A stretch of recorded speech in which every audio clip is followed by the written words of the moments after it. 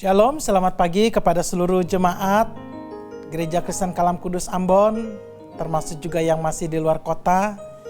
Tuhan memberkati kita semua. Mari kita masuk di dalam ibadah doa pagi kita. Kita angkat pujian nomor 130, Kristus Tuhan telah bangkit. Ayat pertama dan ayat kedua.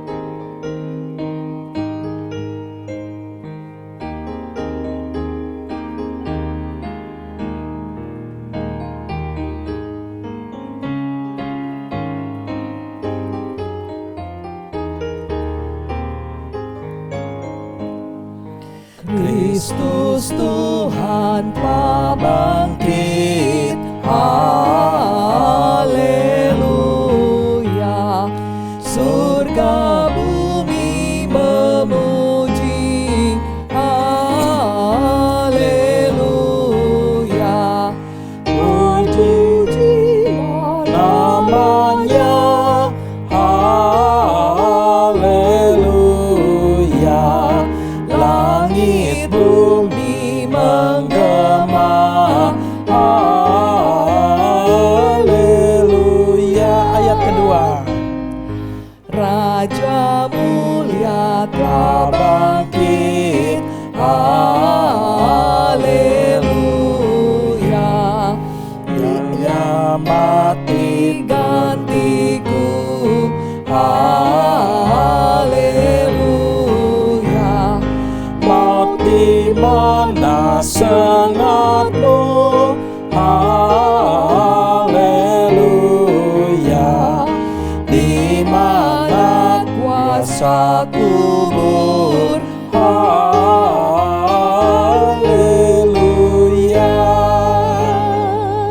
Mari kita berdoa. Bapa di dalam surga, kami percaya setiap hari yang kami lewati, bahkan setiap hari yang kami jelang, semua adalah karena kasih karunia Tuhan, kasih setia Tuhan yang tak berkesudahan, tetap menyertai langkah hidup kami sepanjang hari ini. Terima kasih Tuhan, kami boleh mengucap syukur di dalam ibadah doa pagi kami. Di dalam nama Tuhan Yesus Kristus, kami berdoa dan mengucap syukur. Amin. Jemaat terkasih, hidup ini memang kadang-kadang ada senang, ada susah, ada pergumulan, ada keberhasilan, kadang juga ada kegagalan. Tapi apapun yang terjadi, semua peristiwa dalam kehidupan kita, mari kita beritahu kepada Yesus sebab Dia Tuhan yang setia. 146 KPPK, beritahu Yesus, ayat yang pertama.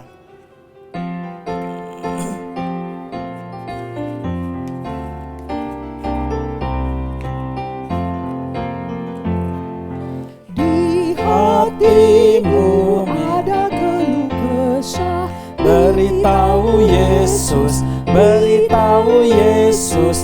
Di hatimu penuh rasa duka, segera beritahu Yesus. Beritahu Yesus, beritahu Yesus.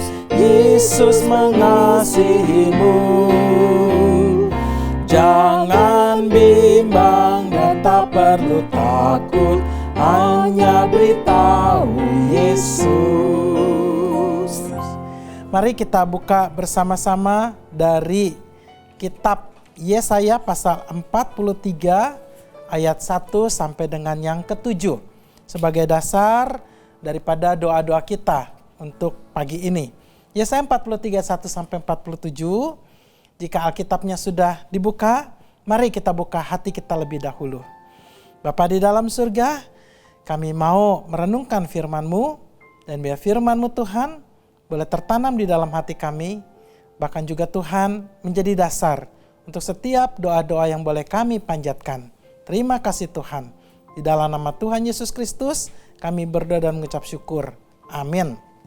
Ya, Yesaya 43, demikian firman Tuhan. Tapi saya tidak merenungkan sampai ayat 28 karena waktu, dan cukup kita bahas sampai ayat ke-7. Demikian firman Tuhan. Allah adalah satu-satunya penebus. Tetapi sekarang beginilah firman Tuhan yang menciptakan engkau, hai Yakub, yang membentuk engkau, hai Israel. Janganlah takut, sebab aku telah menebus engkau. Aku telah memanggil engkau dengan namamu, engkau ini kepunyaanku. Apabila engkau menyeberang melalui air, aku akan menyertai engkau.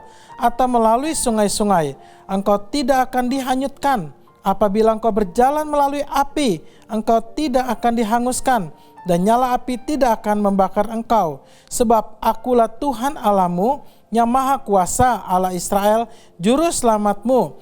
Aku menebus engkau dengan Mesir dan memberikan Ethiopia dan Sheba sebagai gantimu.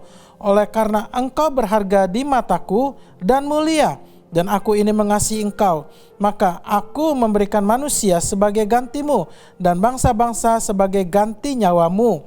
Janganlah takut, sebab aku ini menyertai engkau. Aku akan mendatangkan anak cucumu dari timur, dan aku akan menghimpun engkau dari barat.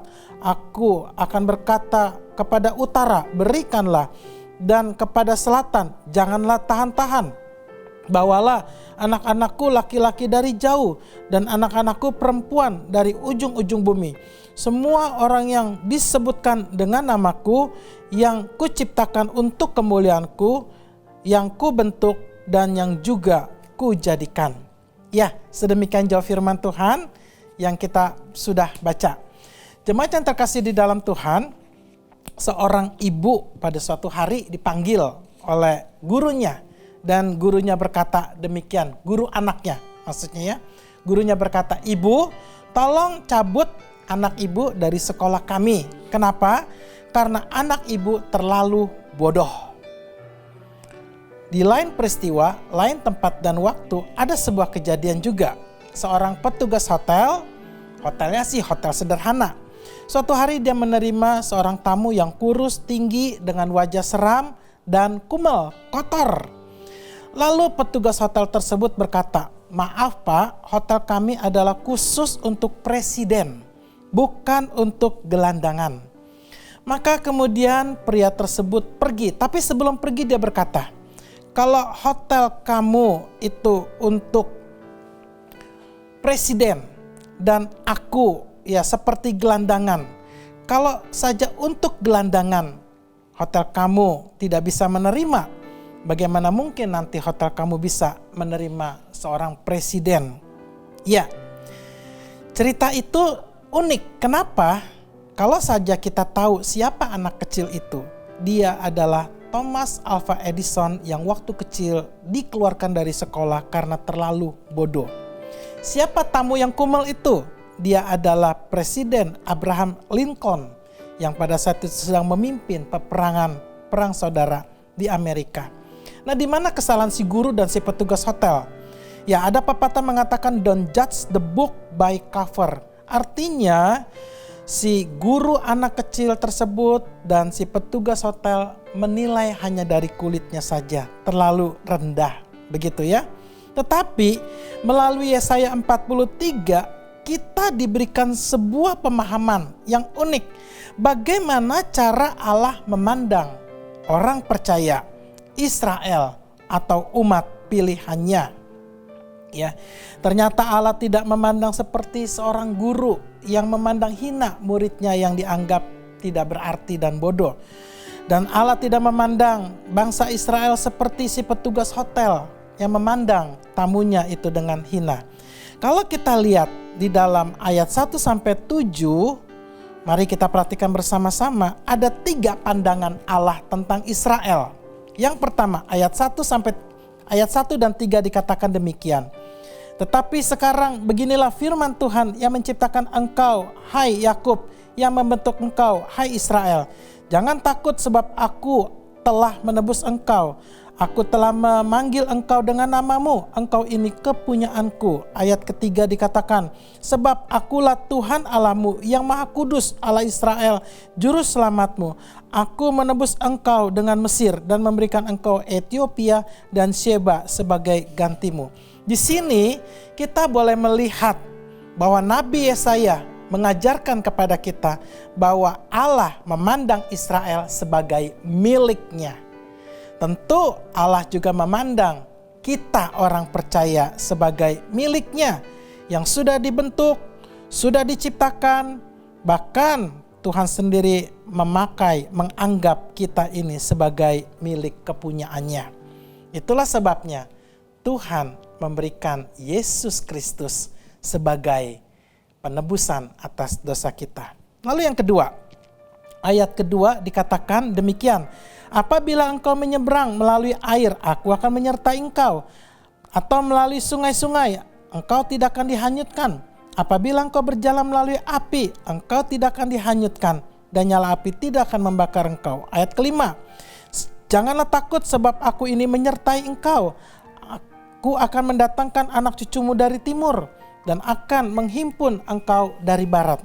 Artinya di sini Nabi Yesaya mengajarkan kepada kita bahwa Allah menganggap Israel itu bagaikan kekasihnya yang sedang didampingi sepanjang perjalanan. Sehingga tidak ada bahaya, baik air, baik api, baik laut, baik pun sungai. Karena apa? Karena Allah terlalu mencintai Israel.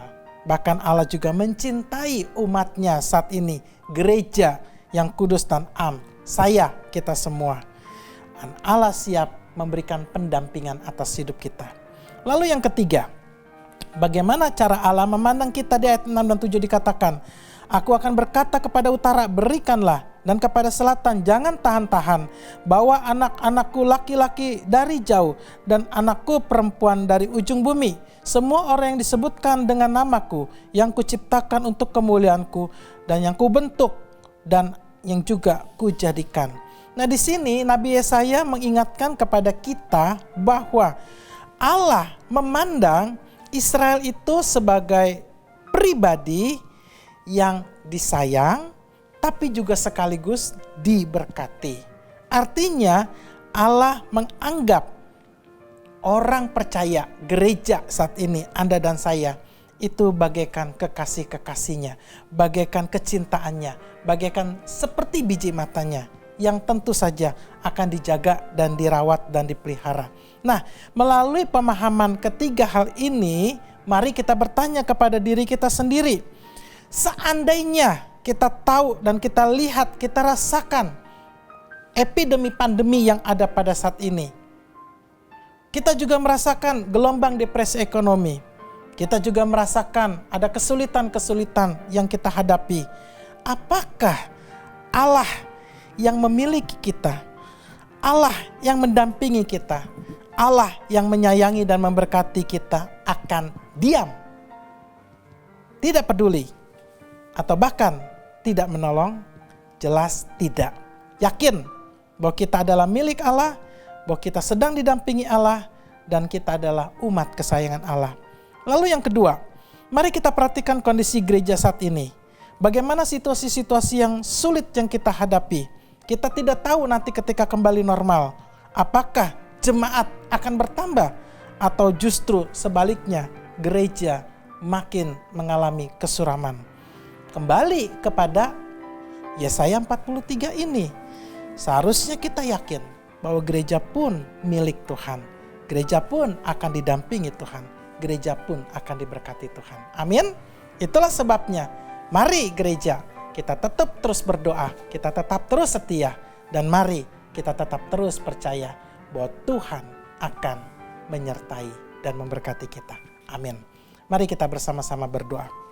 Yang pertama, saya rindu jemaat untuk boleh bersama-sama berdoa bagi gereja Kalam Kudus Ambon dan seluruh gereja Kalam Kudus di Indonesia ini, termasuk juga dengan sekolah-sekolah Kristen Kalam Kudus. Yang kedua, mari kita juga berdoa supaya seluruh jemaat kita dilindungi daripada wabah corona, sehingga keluarga demi keluarga tetap ada kesehatan, ada kehidupan, dan tidak ada satupun di antara kita yang tanda petik ya, kecolongan oleh corona, tapi semua disertai oleh Tuhan. Dan yang ketiga, mari kita juga berdoa untuk kehidupan daripada keluarga-keluarga, bisnis daripada gereja-gereja, jemaat-jemaat, bisnis daripada jemaat, bahkan juga berdoa bagi pelayanan kerohanian gereja supaya tetap terus bertumbuh. Bahkan melalui masa yang sulit ini, gereja boleh semakin dipakai Tuhan menjangkau jiwa-jiwa. Mari kita berdoa bersama-sama. Bapa di dalam surga, kami menyerahkan kehidupan kami Tuhan, keluarga demi keluarga. Tolonglah kami Tuhan, supaya gereja kami, jemaat kami, bahkan seluruh Indonesia ini, sekolah-sekolah kami, murid-murid, bahkan juga Tuhan seluruh kehidupan gereja kami, para aktivisnya, para majelis, hamba Tuhan, semuanya Tuhan boleh mengalami penyertaan Tuhan. Sehingga kami nanti boleh melewati Tuhan masa pandemi ini dengan penuh kesaksian yang indah akan Engkau. Tuhan, kami juga berdoa Tuhan, supaya seluruh jemaat juga dilindungi di dalam hal kesehatan, di dalam bisnis mereka, keluarga mereka, bahkan anak-anak mereka Tuhan yang ada di luar kota juga Tuhan lindungi daripada segala yang jahat Tuhan. Sehingga nanti Tuhan tetap melihat bagaimana penyertaan Tuhan begitu indah. Dan terakhir Tuhan, kami juga berdoa Tuhan, supaya melalui kondisi saat ini Tuhan, justru ada kehausan yang akan Engkau semakin mendalam Tuhan. Sehingga nanti ketika situasi pandemi waktu sudah selesai Tuhan, kami kembali normal, terjadi kebangunan rohani Tuhan bagi gereja kami. Jemaat ditambahkan Tuhan, pelayanan-pelayanan terus dikembangkan Tuhan, sehingga menyentuh kebutuhan jemaat. Bahkan juga Tuhan, para aktivismu Tuhan boleh semakin bersuka cita melayani Engkau. Terima kasih Tuhan, kami menyerahkan seluruh doa-doa kami dengan segenap pergumulannya di dalam pimpinan pengasihan Tuhan Yesus Kristus, dan kami alaskan doa kami di dalam doa yang Tuhan Yesus ajarkan kepada kami. Bapa kami yang di surga, dikuduskanlah namamu, datanglah kerajaan-Mu, jadilah kehendak-Mu di bumi seperti di surga.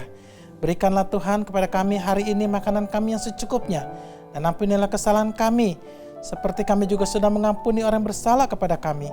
Dan janganlah membawa kami ke dalam pencobaan, tetapi lepaskanlah kami daripada yang jahat, karena Engkau yang empunya kerajaan dan kuasa dan kemuliaan sampai selama-lamanya. Amin. Shalom semuanya, Tuhan memberkati seluruh doa-doa dan kehidupan jemaat. Amin.